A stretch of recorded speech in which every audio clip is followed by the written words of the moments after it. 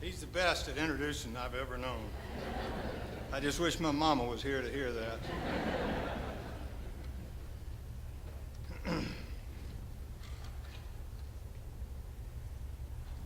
In Lewis Carroll's marvelous story about the little girl, Alice in Wonderland, she's standing at the fork in a road, and she doesn't know which road to take. Whereupon she hears this voice in the tree behind her, and that comes from who? The Cheshire Cat. I don't know what a Cheshire Cat is. But with a big smile, he said, "Can I help you?" And she said, "Yes, please. I need to know which way to go." And he said, "Well, where are you going to?" And she said, "I don't know." And he said, "Then any road will do." Vision is about deciding which way you want to go. And in this country, you're free to just about decide any direction you want to go in. We're here today to talk about the vision of Blueprint Mississippi. Now, in a group as large as this, the vision needs to be shared. So we're here to talk about shared vision.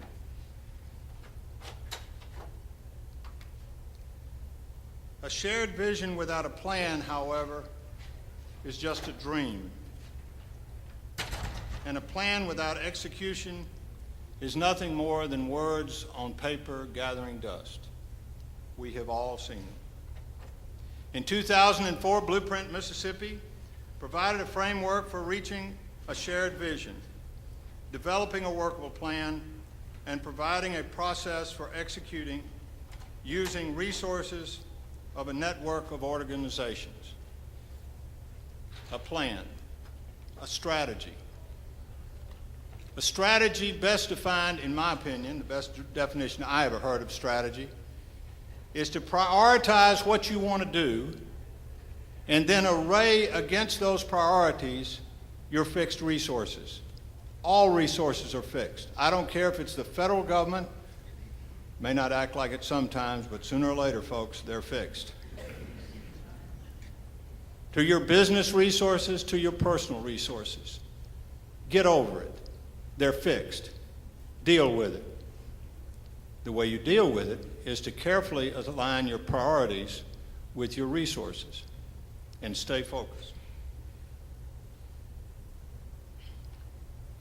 The Blueprint Mississippi of 2004 laid out several goals. One was education achievement, another was business climate improvement.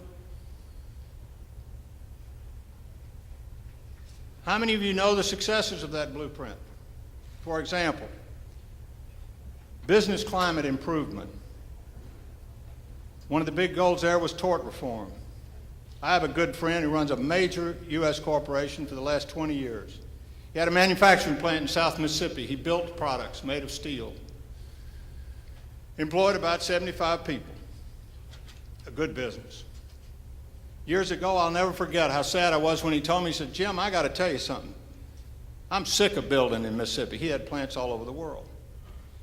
He said, my general counsel tells me I've now been sued over 30 times over asbestos claims. He said, "Jim, I don't have any asbestos in my product. I'm closing my plant." And we lost those jobs. So if you think that those kind of things don't affect business decisions, you're just wrong. They do. Because in America, you have the freedom to build a plant anywhere you want to build it. And you're certainly going to go to a place that has a good business environment. The 2004 plan laid out education. We have done many things to improve the education of our children in this state in the intervening years. One of our major goals was to get proper funding.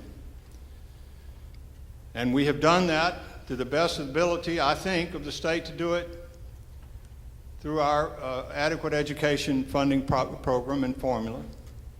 It's as fair a method as we can come up with so that children from poor areas can be just as well provided with an education as children from rich areas.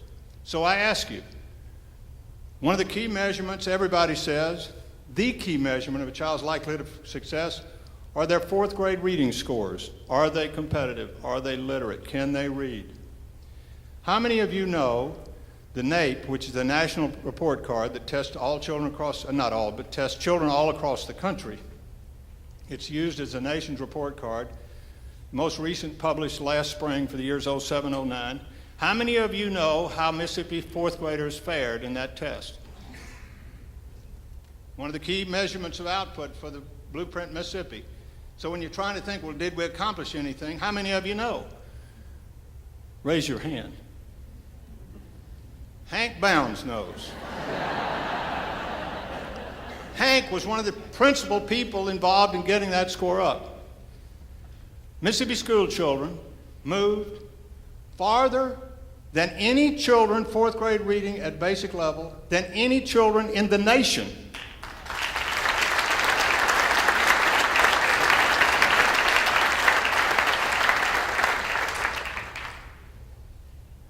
We moved up approximately 10 levels in the ranking of states' reading scores. We're no longer at the bottom.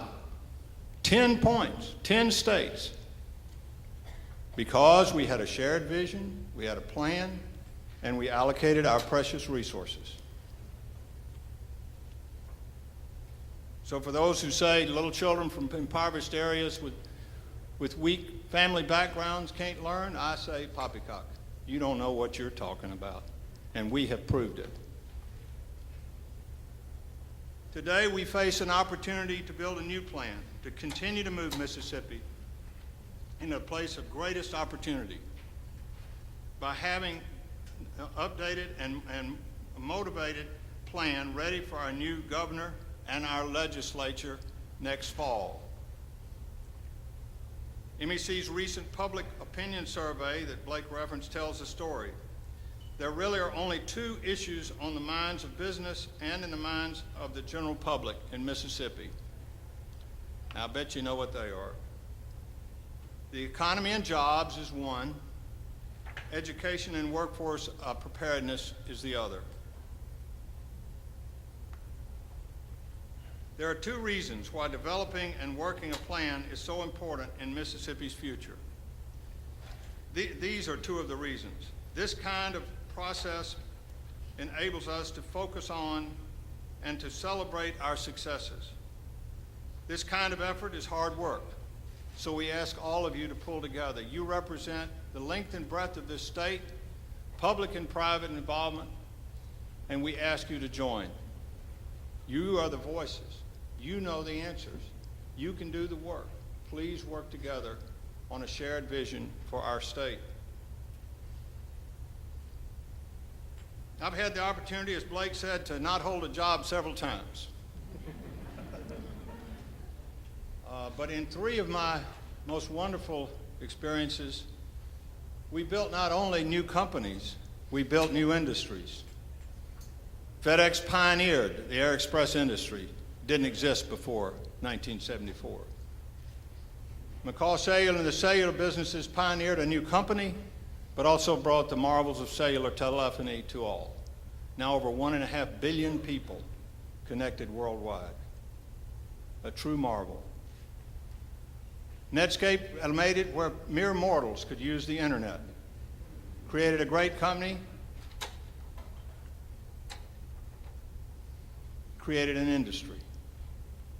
What do you learn? One of the things you learn is you better have a good vision before you get started. What are we going to do? What are we trying to accomplish? Which fork in the road do we take? At FedEx, the shared vision that Fred Smith pioneered brought the whole company together worldwide. A very simple principle. People, service, profit. Emblazoned on every uniform, every ball cap, everything we could stick it on. Taught in every classroom, trained in every manager. People, service, profit. You take care of the people will take care of the service, and the service will produce the profits we need to keep this place going. Absolutely, positively, overnight. And it worked.